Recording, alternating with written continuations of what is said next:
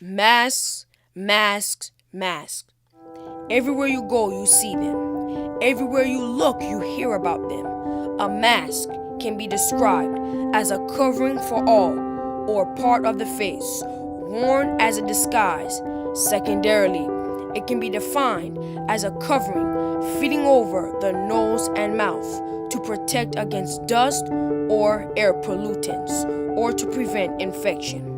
Have you ever heard the expression that nothing in life is free except for the air you breathe? What if I told you that the government is now restricting individuals' access to oxygen, fresh air, by mandating wearing a mask in public at all times due to COVID-19?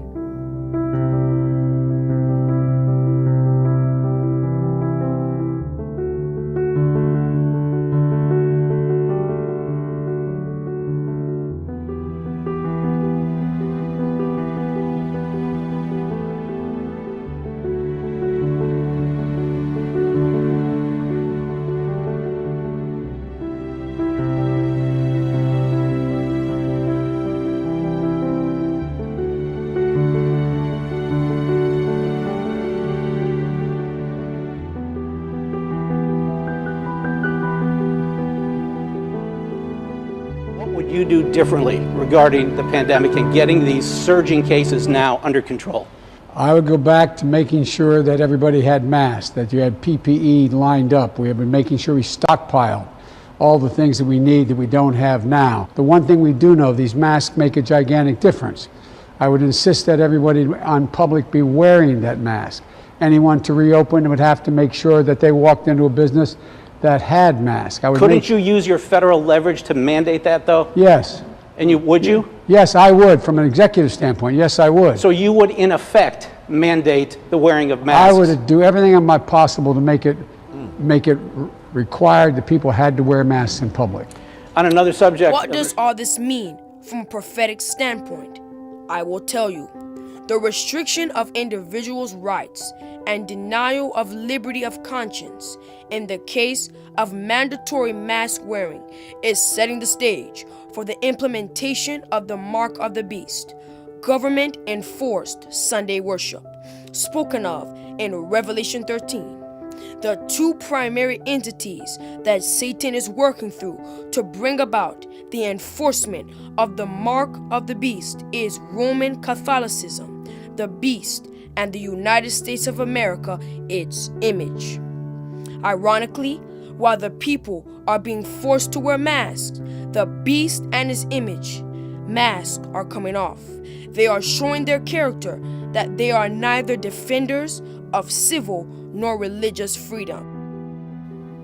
The United States, since its inception, has worn the mask or disguise of being a land of freedom and liberty for all, yet her practices have contradicted that profession.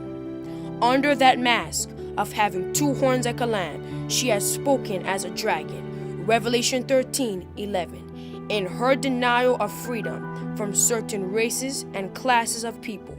Indeed, she will do this again and restrict freedom from those who refuse to worship the beast, its image, and refuse its mark.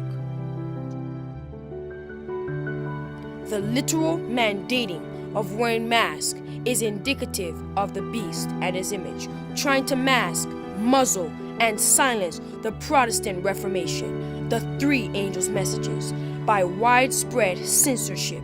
Yet, she has taken off her mask so as to inoculate the people with her wine, her false doctrines, namely Sunday worship.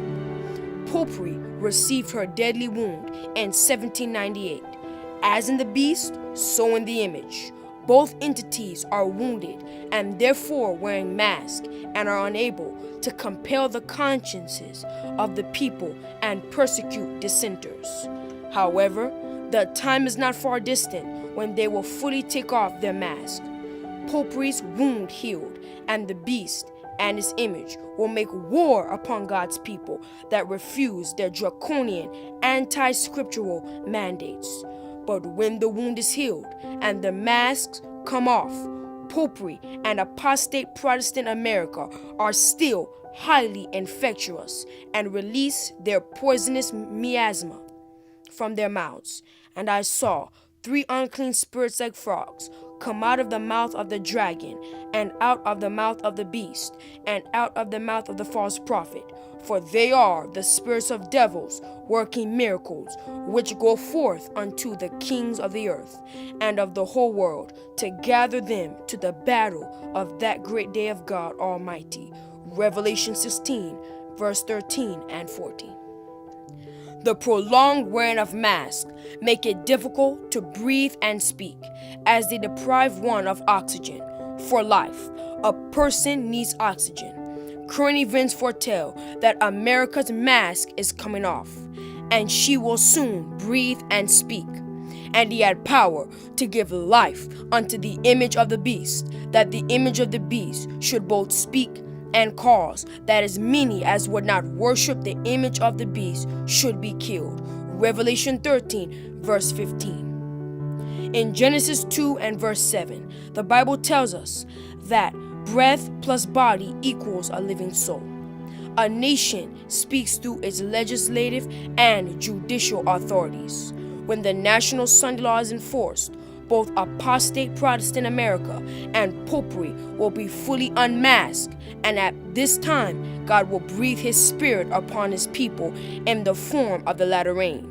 The message of the third angel will swell into a loud cry, and many will see the beast and his image for what they really are, and leave Babylon to join the ranks of God's commandment-keeping people.